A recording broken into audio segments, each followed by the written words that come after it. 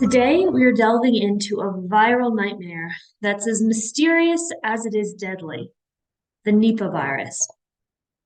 Hi, I'm Ash, your guide through the dark alleys of true crime and the corridors of intriguing history, all while we whip up a delicious feast for both the mind and the mouth. I know I've mentioned in other videos that I am the rabbit hole queen, and today is further proof of that. Last week, I was reading a headline that it was a Nipah virus alert. It was saying that in Kerala, an area of Bangladesh, had. Quick interruption. As I was editing this video, I realized that I kept saying Bangladesh, that Kerala was in Bangladesh, but Kerala is actually in India. I apologize for misspeaking. I do know the difference between Bangladesh and India. I just thought that Kerala was in Bangladesh until I did a little bit more research. So enjoy the video, and I apologize for my mistake. Shut several schools and offices as officials raced to halt the spread of the deadly Nipah virus, which had already claimed 2 people in the past few weeks. This is the 4th outbreak that it's had since 2018. So, of course, I stayed up until 2 o'clock in the morning trying to figure out what the Nipah virus was and where it had come from. And I learned. Authorities in southern India are rushing to manage an outbreak of the deadly Nipah virus. 2 people have died. Hundreds are being tested as potential contacts. Salima Shivji is in Mumbai with the details. Previous outbreaks do paint a scary picture. During the first one 5 years ago, 21 out of 23 infected people died because of the Nipah virus. Now, authorities say that in this case, they are taking every precaution possible. Kerala's health minister says all of the close contacts of those infected are being tracked and they are in isolation. At least 700 people have been confirmed and identified as people who have had some sort of contact with either the victims or those who are infected, and they are being tested for this virus. Police are monitoring vehicles at checkpoints, and the state has set up containment zones in the district where the infections are clustered. The federal government is also rushing in help, sending in experts to help with monitoring the spread of the virus as well as with contact tracing, while infectious disease specialists are working to study the strain of this virus known to be so deadly, with the state on high alert. But before we get started, just a reminder, everything I will talk about today is for educational purposes and is based on information that is available on the internet. Please remember, this channel is not the place to air your grievances. Please be kind, and the recipes that I am making today will be in the description box below and at the end of the video. And please, if you like the video, hit the like and the subscribe button. I would appreciate it. So, our story begins in the depths of Southeast Asia, in the shadowy realm of bats. These nocturnal creatures are often misunderstood, but they are believed to be natural reservoirs of viruses in general, but also the Nipah virus. But how did it transfer from bats to humans? Well, let me take you back to the late 1990s, a time when the world was just beginning to unravel the secrets of Nipah. It was 1998 in Malaysia, and a mysterious illness was sweeping through pig farms. The virus first hit pig farms in Ipoh, Perak, where the pigs were found to have respiratory illnesses and encephalitis. At first, the Malaysian authorities thought Japanese encephalitis was the cause of the outbreak, which is a mosquito-borne illness. Hence, the authorities deployed early control measures such as mosquito fogging and vaccinations against the virus because, like I said, it's generally spread by mosquitoes. But none of the measures were effective. Fogging to kill the mosquitoes that spread JE. And more cases kept emerging. Workers fell ill, experiencing symptoms ranging from fever to severe respiratory illness and respiratory distress. No one knew it was happening, but the panic was spreading as fast as the virus.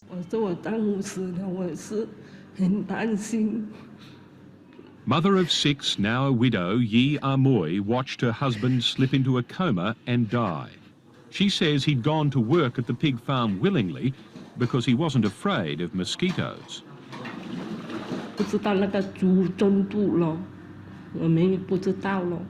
他讲蚊子咯，蚊子不是不怕咯。 Sungai Nipah and Bukit Blandok residents began fleeing because neighbours were dying. But officials told them to go back, guard against mosquitoes and tend their pigs. 哪里知道这个事情？后来他们讲猪不要养了，全部搬了。 They were finally ordered out in mid-March. By then, 54 people were dead. Malaysian authorities had discovered how wrong they'd been. Overseas tests confirmed this was not JE, but something far more frightening, a virus so new it needed a name. So they christened it after one of the villagers feeling its fury. They called it Nipah. It's a highly infectious disease in pigs, and when the disease is on a pig farm, then our studies show that virtually all the pigs on that pig farm become infected. And so pigs really are an important host of this animal, of this disease. The key person who realized that they were dealing with a brand new virus was a Dr. Chow Kao-beng. Back then, he was still a virologist in training at the University of Malaya. But he realized that the illness wasn't coming from mosquitoes. He knew if it had been, it would have been infecting people of all races and religions. But only those from the Chinese community were catching the disease. When he showed the virus and his discovery to one of his professors, they told him to throw it away, that it wasn't anything. But instead of listening to his professor, Dr. Chua packed it up and brought the samples to the Centers for Disease Control, the CDC in the United States. He brought it under the pretext of studying mosquito-borne illnesses and diseases. Dr. Chua sealed the virus in his suitcase and hand-carried it on the flight to the US. Super illegal. But when he was there, he used the CDC's powerful microscopes to study the virus. It turned out that it was a type of virus that actually came from livestock. But how did pig farms become Nipah virus factories in the first place? About a decade after the outbreak, scientists found that pigs had been getting Nipah virus for years. They probably picked it up from fruit bats or flying foxes. And since the outbreaks were small, nobody had noticed because the pig farms were smaller. They just thought it was a random illnesses that they were getting. But as farming in Malaysia changed, they changed the way they raised the pigs. They packed them into tight areas so that they could produce more meat. The virus then could multiply even faster. As always, greed was a recipe for disaster. But back to 1998 from Dr. Chua. The minute he realized how dangerous the virus was, he made a phone call to Malaysian officials. Unlike his professor, this time the government listened and took drastic measures. The government deployed the Malaysian army. It was the country's largest ever animal culling. In the end, almost 1 million pigs were shoved into pits and shot. It was devastating. Drivers slipped behind quarantine lines to see what Nipah had left. Many found the piggeries looking more like they'd been hit by a missile than a virus. An occasional unburied carcass, the only sign this was ever a pig farm. 就是很难受了，就是很难受了。看见这样的回来就是不打鼾了，看见这样，你看一回来就这样。 To the pig farmers, it pretty much changed everything. And it also changed the pork industry in Malaysia. Because the farms became a lot cleaner after the outbreak. Also, farmers now kept pigs isolated from other animals. And also, most of the surviving pig farmers of the outbreak have turned to different professions. They're farms that have palm oil and Cempasúchil plantations is what they are. So now let's go back into the bats. Experts suspected that flying creatures were the key to unlocking the mystery, pretty much like every other virus. You see, bats carry the Nipah virus in their saliva and in their urine. And in Malaysia, they often feed on the sap of date palm trees. leaving behind contaminated excretions. Locals who consumed raw date palm sap were unwittingly sipping a deadly concoction. The disease was as deadly as the Ebola virus, but it attacked the brain system instead of blood vessels. You know, we always blame bats, flying foxes to be specific, fruit bats. But how did it reach from fruit bats to human? A farm carved out of jungle next to limestone mountains, habitat for bats.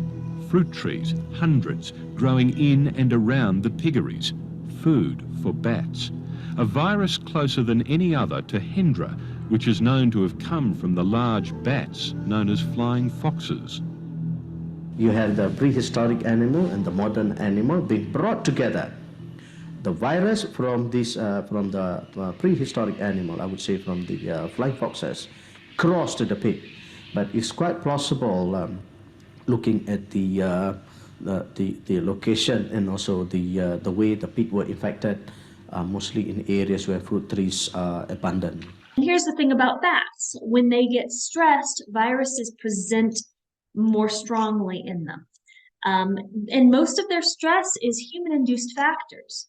The WHO says that the emergence of bat-related viral infection communicable to humans and animals has been attributed to the loss of natural habitat for bats. So these bats are stressed and they're hungry and their immune system gets weaker. So their virus load goes up and a lot of virus spills out into their urine and saliva. So Nipah virus outbreaks are seen in human habitations close to forests, and the proximity to these forest areas increases human exposure to these infected bats and to the other host animals. Wherever we have increased population densities of any animal species, then we create a situation where disease can move rapidly among them.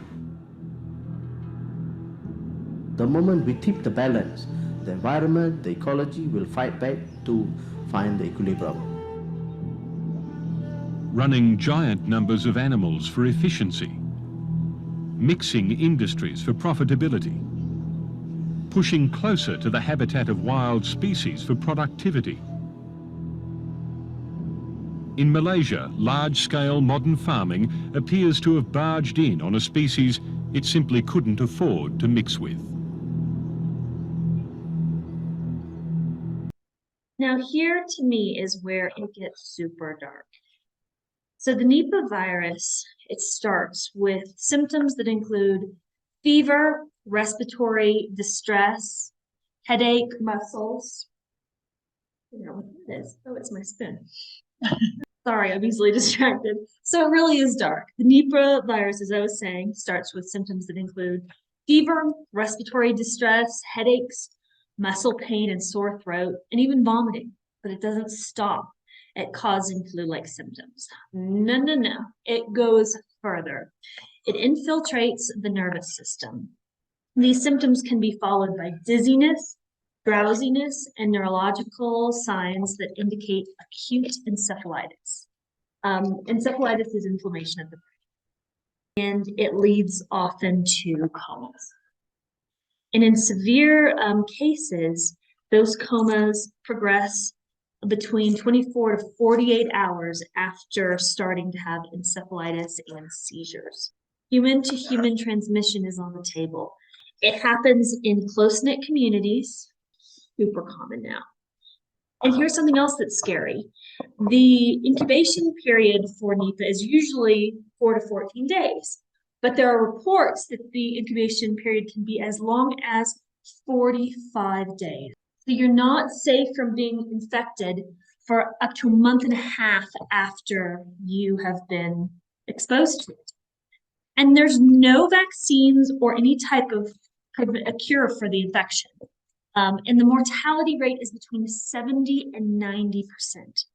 All that doctors can do is provide supportive care. So in 1998, the infection killed nearly 300 people in Malaysia and Singapore. But since then, it has spread thousands of miles. More than 600 cases of Nipah virus have been reported between 1998 and 2015, according to WHO data. And in 2001, there was an outbreak in India and 2 more in Bangladesh. These killed 62 of the 91 people infected. Then in 2018, an outbreak in Kerala, Bangladesh, claimed 21 lives. And then there have been other outbreaks in 2019 and 2021. Imagine going about your day not knowing who might be carrying this invisible killer. It is a real life horror story, folks, and also kind of a repeat of 2020. And here's another thing, not to be a doomsdayer, but what if what Dr. Chua had done, bringing the virus to the United States, has turned out differently? You know, transporting a sample of a virus in your hand carry without authorization is illegal, and it's also considered to be unethical. But if he didn't do it, there might have been a lot more casualties from the outbreak. Or what if the virus had escaped on his way bringing it over to the United States? It's unimaginable how devastating that could have been. And since there's no magic cure, just supportive care, fluids, and a whole lot of prayers, what would you do? So researchers have been working tirelessly to develop a vaccine, but we're not there yet. And Nipah virus continues to haunt us, lurking in the shadows of bat-filled forests, reminding us of the fine line between nature and the unknown. I know that was awful, but remember, knowledge is power, and learning about these dark histories and current threats, we can better protect ourselves and our communities. I'm going to stick this in the oven, and later I'll show you what it looks like done. But to leave meatloaf again, how can we protect our communities? Nipah has existed among flying foxes for millennia, and there is fear that a mutated, highly transmissible strain will emerge from bats.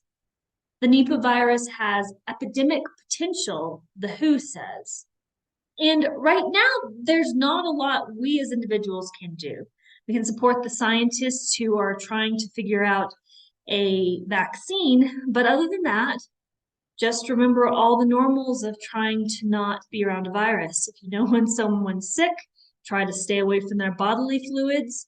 If you're going to Malaysia or India, any of those areas, please don't drink raw date palm sap, though it sounds delicious, but still, it's not worth encephalitis.